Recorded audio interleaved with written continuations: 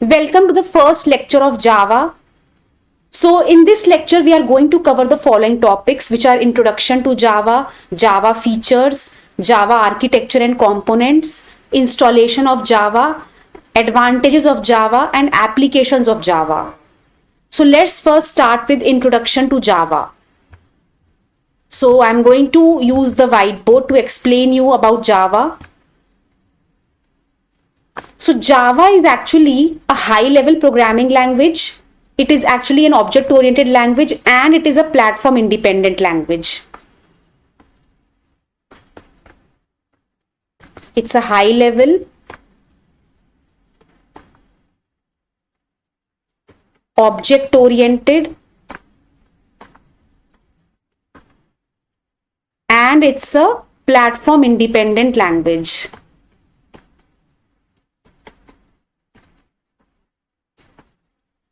Now, when we say high level, what does that mean?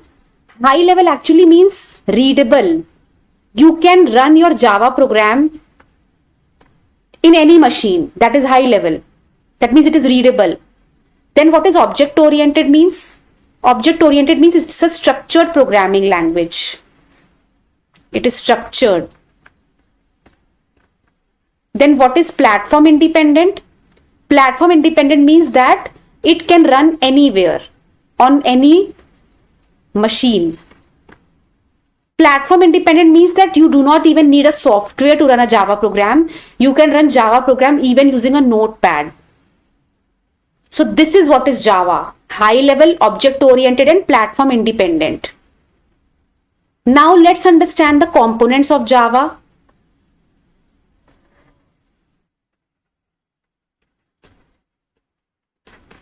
Java components we are going to see. Now Java actually has three main components which are actually needed to run a Java program. JDK, then JRE, then JVM. Okay. Now what is JDK? JDK stands for Java Development Kit. It is used to develop Java programs and it also contains Java compiler. Now what is a compiler? Basically, compiler is a tool which converts any language into machine language. So Java converts, because see, computer is a machine. A machine cannot understand any other language apart from machine language. So compiler is already there in the software of Java, which actually, in case of Java, compiler does not directly convert a language into machine language. It converts it into bytecode. I will explain this working first, then we come back to the components, okay? So let's understand the working of a Java program.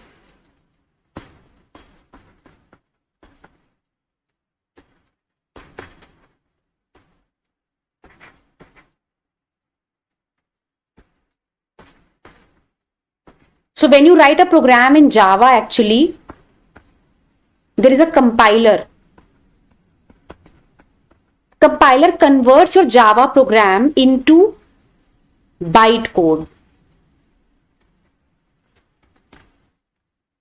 Now this bytecode is actually a .class file, .class. Now because of this bytecode, Java is actually a portable language. That means because of this bytecode, you can run Java program even on a notepad. You do not need a software. You just need to have JDK downloaded and then you can use Java, you can write Java program anywhere. Now, there is a JVM I was talking about. JVM basically takes this bytecode and it converts this bytecode into machine code. CPU takes this machine code and gives the output. This is how your Java program runs.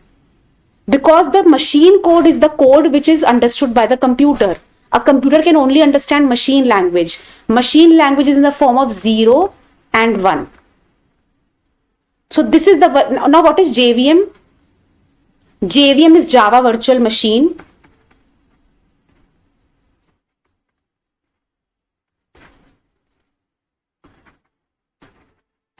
So JVM provides an environment to run a Java program.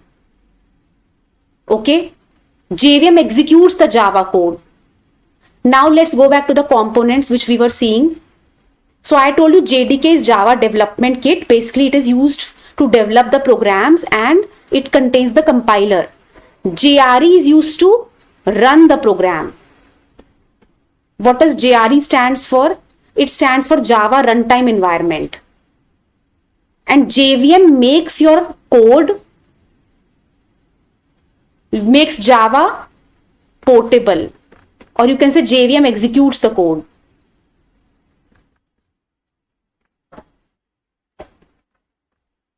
So JVM provides you the environment to write the Java program and JRE runs the program. So these are the three components. Now let's go to the next topic. So the next topic which we have to see is how do we install Java. Now to install Java, you have to first of all go to you have to download JDK actually, okay. So we will go to Google search and we write download JDK. You can see here, this is the website of Java. Actually, we have to use this Oracle website. From here, you can download JDK. According to your operating system, if you are using Linux, then for Linux you have these. If you are using Mac operating system, then you have these set up. And if you are using Windows, then you have these. Now, once you download JDK, you will get Java downloaded in your system. Now, the next step is actually you have to give the path of Java so that your system recognizes Java. So where do you do that? For that, you have to go to environment variables. In your Windows search, go to environment variables. See this one. You can see this, you have to click on environment variables and then you can see here user variables and system variables. Now you have to go to system variables and there is a path variable over there. In this path variable, you have to actually add the path of Java.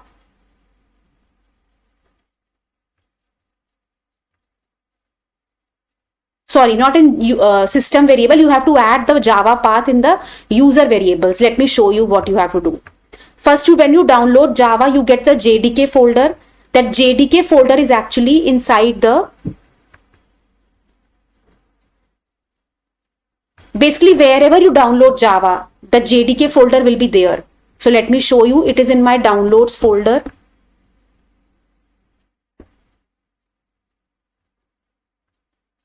You can also search the Windows and see this one. Open file location. Okay, here. You have to go to the bin. Now till here you have to copy the path. See, from here you can copy the path. Then you have to go to your environment variables in user variables actually. You see this path variable, double click on it. Already you have seen that here various paths are added.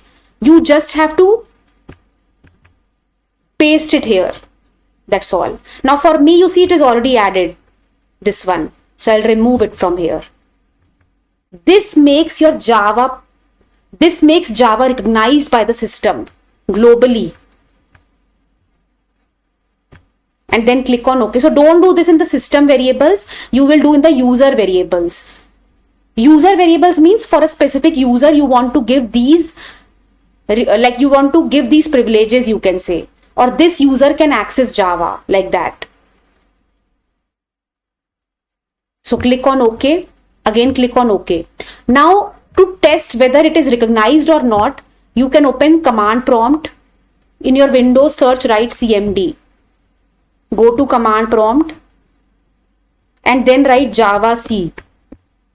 Java C means Java compiler. Now press enter. Now if you get this, that means your Java is getting recognized. This means Java is working in your system. If you get this. So after you download, now this is the setup of Java. Okay. Now let's understand what are the Advantages of learning Java. Why should we learn Java? First of all, Java is actually platform independent language, right? Platform independent means it can run anywhere. It is a secure language. It is actually used in banking systems for security. It is a robust language. It is very fast.